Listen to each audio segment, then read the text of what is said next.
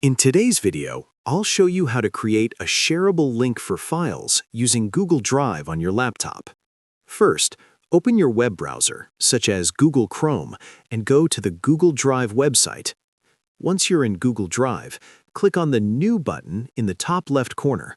Then, select New Folder and rename your folder. After creating it, open the folder.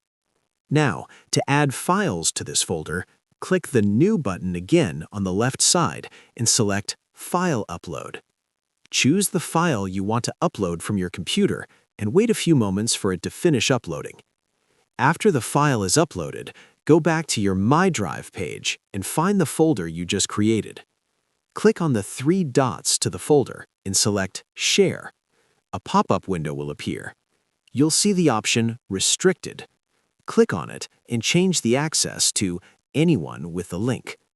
Now, click Copy Link. The link is now copied, and you can share it with anyone through email or social media platforms like Facebook. And that's it.